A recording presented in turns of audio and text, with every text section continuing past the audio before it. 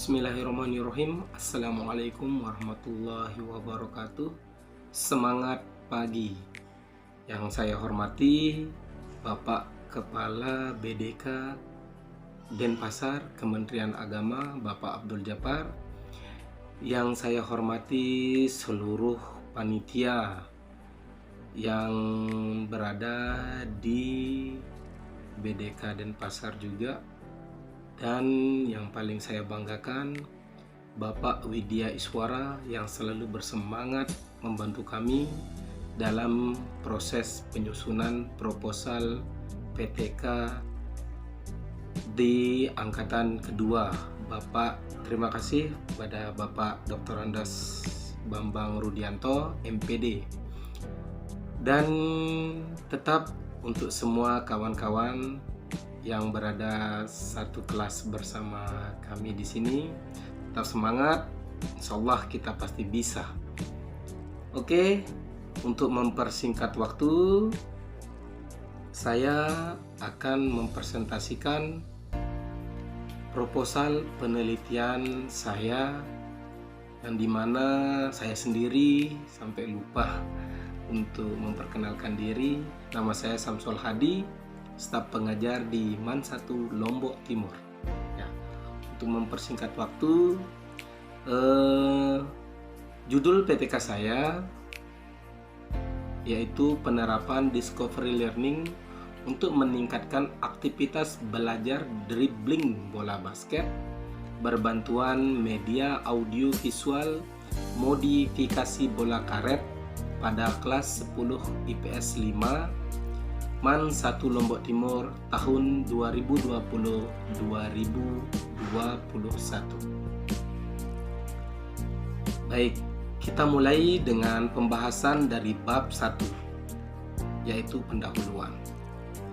Yang pertama adalah latar belakang, di mana peneliti dengan melihat situasi dan kondisi pembelajaran di masa COVID seperti saat ini, banyak sekali kekurangan proses belajar mengajar, apalagi pembelajaran penjaskes, seperti yang Bapak Ibu semua tahu, di mana setiap peserta didik harus memiliki sarana dan prasarana yang lengkap di rumah. Guna menunjang kegiatan belajar peserta didik di rumah, namun kegiatan yang kita lihat saat ini khususnya dalam permainan bola basket, peserta didik sangat sulit mempraktekkan gerakan-gerakan dasar dalam permainan bola basket terkait adanya anggaran yang kurang, dana untuk membeli bola sebagai alat untuk latihan peserta didik di rumah. Oleh sebab itu, peneliti ingin melakukan penelitian tingkatan kelas bagaimana cara mengatasi permasalahan tersebut. Yang kedua, rumusan masalah. Adapun rumusan masalah pada penelitian saat ini adalah bagaimana penerapan discovery learning berbantuan audio visual modifikasi bola karet apakah mampu meningkatkan aktivitas belajar dribbling bola basket di kelas 10 IPS 5 Madrasah Aliyah Negeri 1 Lombok Timur pada tahun pelajaran 2020-2021. Yang ketiga, tujuan penelitian. Tujuan penelitian pada saat ini adalah untuk mengetahui penerapan discovery learning terhadap peningkatan aktivitas belajar dribbling bola basket dengan media audiovisual modifikasi bola karet pada kelas 10 IPS 5 Madrasah Aliyah Negeri 1 Lombok Timur.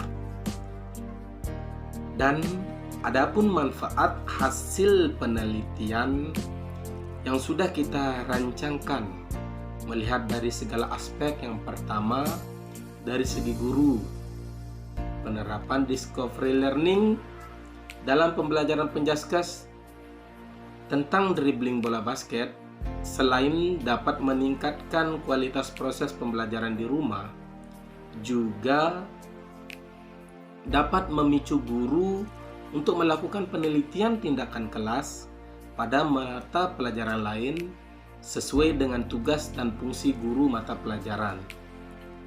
Dari segi siswa lebih tertarik mengikuti model pembelajaran yang variatif dari guru, sehingga kemampuan kognitif, psikomotorik, dan efektif siswa semakin meningkat. Sedangkan dilihat dari segi kepala sekolah dapat mensosialisasikan dan mendiseminasikan hasil penelitian ini kepada guru-guru lain melalui rapat rutin, seminar, kolegial, in-house training, workshop, serta bentuk kegiatan lainnya agar terjadi saling tukar pengalaman demi meningkatkan mutu pembelajaran di Madrasah Aliyah Negeri 1 Lombok Timur. Pada bab kedua ini kita akan membahas tentang kajian teori, di mana pada kajian teoritis terdapat ketiga gagasan pokok. Yang pertama, discovery learning, yang kedua tentang belajar, dan yang ketiga adalah hasil dari penelitian relevan. Yang pertama, discovery learning. Discovery learning merupakan metode mengatur pengajaran sedemikian rupa sehingga anak memperoleh pengetahuan yang sebelumnya belum diketahuinya itu tidak melalui pemberitahuan. Sebagian atau seluruhnya ditemukan sendiri.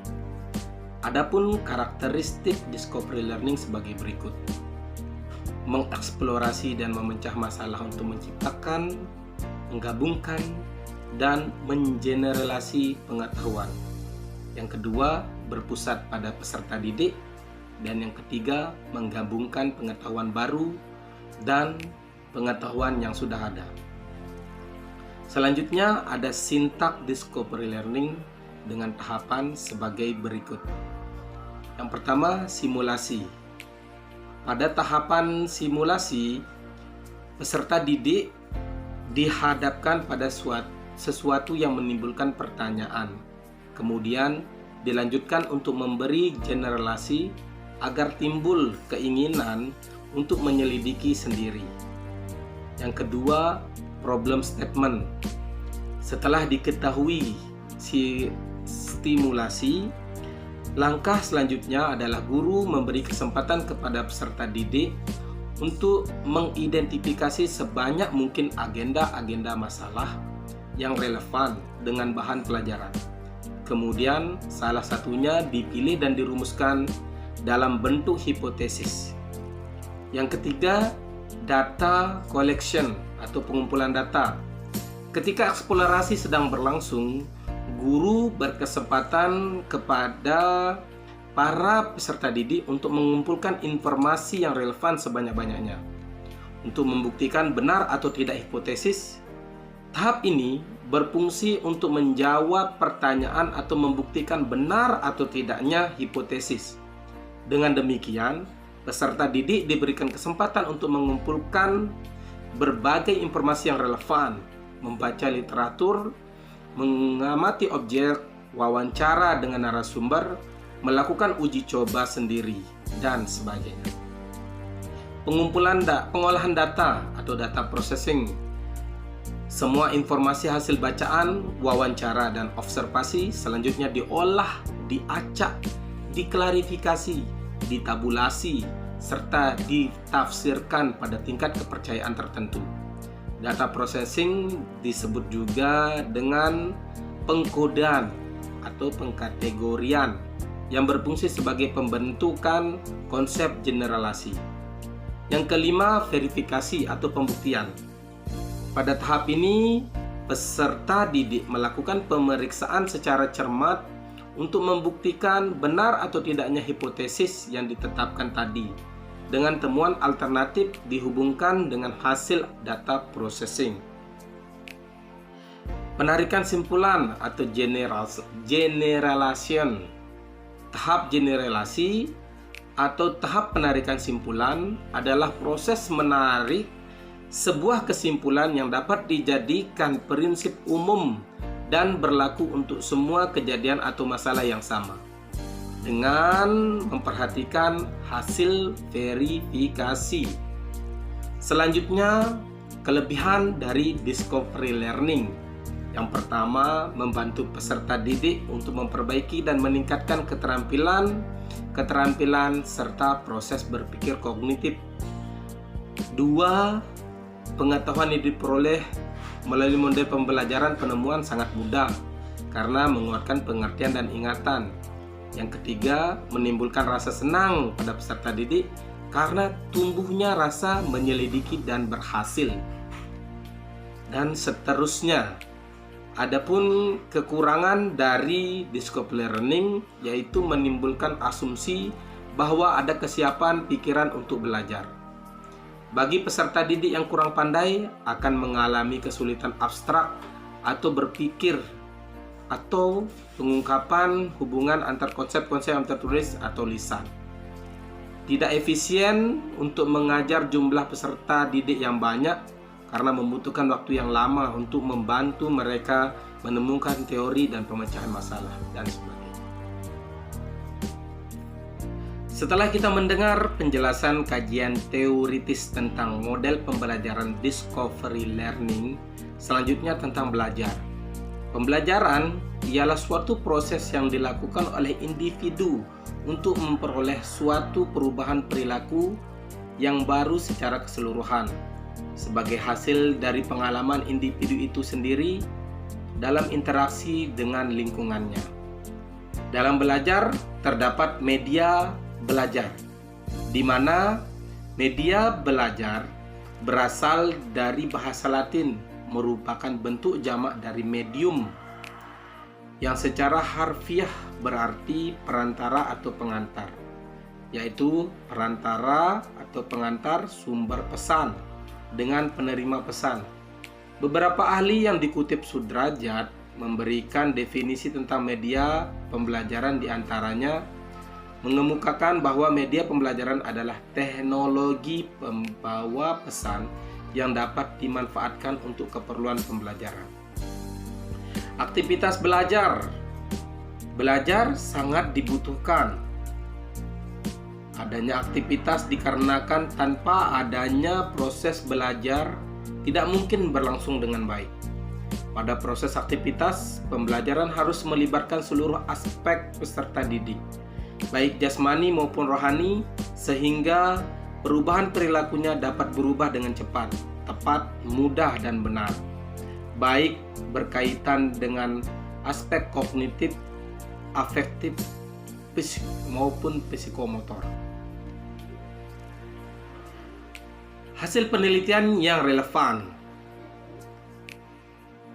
Beberapa penelitian yang relevan dengan penelitian ini adalah: 1.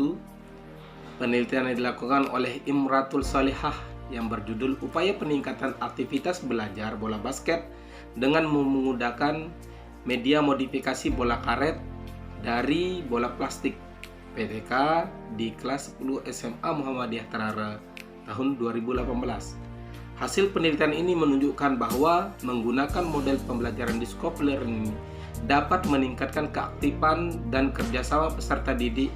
Persamaan penelitian terdahulu dengan yang saya teliti adalah terletak pada model terapan sama-sama melibatkan siswa untuk diskusi saat pembelajaran berlangsung. Perbedaannya yaitu penelitian yang dilakukan sebelumnya untuk menggunakan media pembelajaran bola plastik, dan saya menggunakan media audio visual modifikasi bola karet yang saya rasa lebih efektif untuk meningkatkan keaktifan siswa dalam proses belajar bola basket. Kerangka berpikir. Berdasarkan kajian teoritis, dapat disusun kerangka berpikir penerapan discovery learning dalam pembelajaran penjaskat berbantuan media audiovisual modifikasi bola karet untuk meningkatkan aktivitas belajar siswa di MAN 1 Lombok Timur. Adapun alur fikir penelitian tindakan kelas digambar bagian berikut ini. Kondisi awal, guru tidak menggunakan model pembelajaran dan aktivitas belajar siswa rendah. Apa tindakan yang dapat kita lakukan? Guru menggunakan model discovery learning, berbantuan media audiovisual, modifikasi bola basket. Pada siklus pertama, penerapan discovery learning dengan stimulus media audiovisual. Pada siklus kedua, penerapan discovery learning dengan stimulus media audiovisual, modifikasi bola karet. Kondisi akhir yang ingin tercapai diduga melalui penerapan discovery learning berbantuan media audiovisual modifikasi bola karet dapat meningkatkan aktivitas belajar dribbling bola basket pada kelas 10 IPS 5 MAN 1 Lombok Timur. Berdasarkan kerangka fikir, dapat diajukan hipotesis tindakan dalam pendidikan tindakan kelas sebagai berikut. Penerapan discovery learning untuk meningkatkan aktivitas belajar dribbling bola basket berbantuan media audiovisual modifikasi bola karet pada siswa kelas 10 IPS 5 MAN 1 Lombok Timur. Bab 3, dengan metode penelitian. Dalam metode penelitian ini terdapat rancangan penelitian. Yang pertama, tempat penelitian. Penelitian ini bertempat di MAN 1 Lombok Timur dengan subjek siswa kelas 10 IPS 5 yang berada di rumah. Yang kedua, waktu penelitian diperkirakan mulai tanggal 19 Agustus sampai dengan 19 September. Yang ketiga, subjek penelitian. Dalam subjek ini terdapat dua subjek. Yang pertama, pelaku tindakan yaitu guru, Penjaskes kelas 10 IPS 5 dengan saya sendiri, Bapak Samsul Hadi SPD, dan dibantu kolaborator saya namanya Bapak Muhammad Sardi Akbar. Kemudian ada subjek penerima tindakan yaitu siswa kelas 10 IPS 5 yang berjumlah 29 orang dengan rincian 12 laki-laki dan 17 perempuan. Desain penelitian tindakan kelas berbentuk dua siklus, merupakan model penelitian tindakan kelas dari Kamis M. Tagrat. Setiap siklus terdiri dari 4 tahapan, yaitu perencanaan, tindakan, planning, pelaksanaan tindakan atau acting, observasi, observing, dan reflection. Namun diawali dengan refleksi awal atau disebut dengan pra penelitian.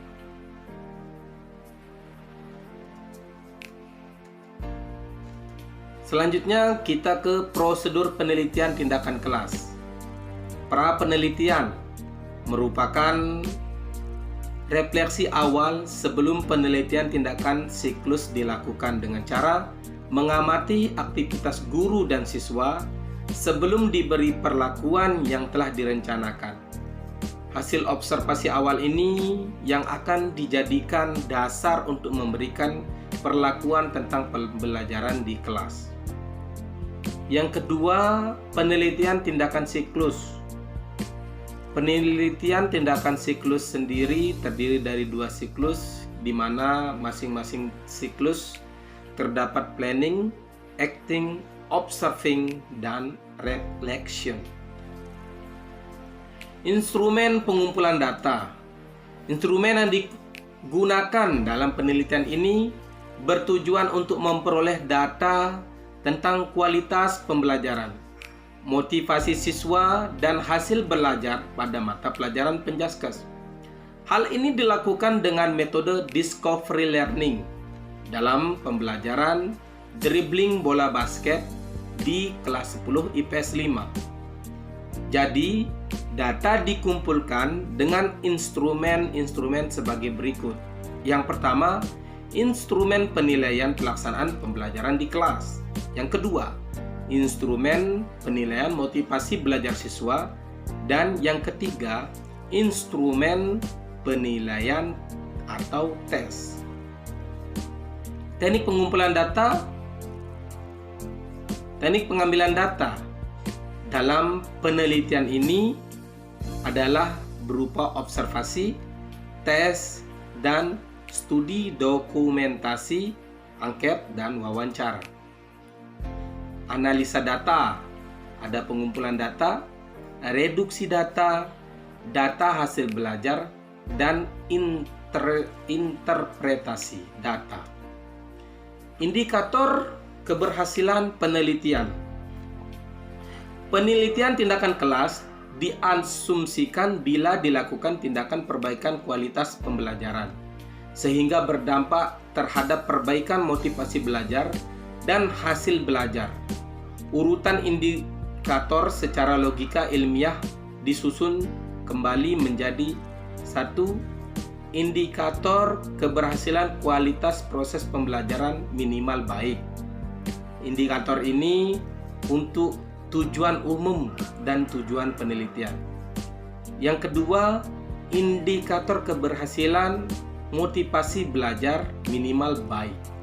Dan yang ketiga, indikator keberhasilan hasil belajar secara klasikal minimal 80% dari jumlah siswa yang memenuhi kriteria ketuntasan KKM 75. Tim kolaborasi. Pra penelitian. Peneliti ditemani oleh seorang kolaborator yang berasal dari guru yang ada di tempat peneliti. Kolaborator ada disebut juga sebagai observer. Guru yang menjadi kolaborator adalah guru yang memiliki mata pelajaran yang sama dengan peneliti. Di mana kolaborator saya adalah Muhammad Sardi Akbar, SPD, guru Penjaskes. Tugas dari kolaborator adalah memberikan penilaian terhadap pelaksanaan pembelajaran dan mengobservasi motivasi belajar, penilaian, analisis data, evaluasi, merefleksi, serta menyusun laporan hasil penelitian tindakan kelas. Rancangan jadwal PTK. Yang pertama, penyusunan proposal PTK yang insya Allah akan kita laksanakan pada minggu pertama minggu ketiga bulan Agustus. Yang kedua, diskusi dan perbaikan kita akan lakukan pada minggu keempat bulan Agustus. Sedangkan untuk penelitian lapangan kita akan melakukannya pada awal September, minggu pertama. Dan di sana juga langsung kita menganalisis data. Selanjutnya di minggu terakhir kita akan penyusunan laporan, finalisasi, dan laporan akhir di sana di minggu keempat bulan September. Baik, itu saja penyampaian presentasi dari saya. Terima kasih saya ucapkan kepada para penonton yang menyaksikan presentasi proposal PTK saya. Kurang lebihnya saya mohon maaf. Wabillahi taufiq wal hidayah. Wassalamualaikum warahmatullahi wabarakatuh.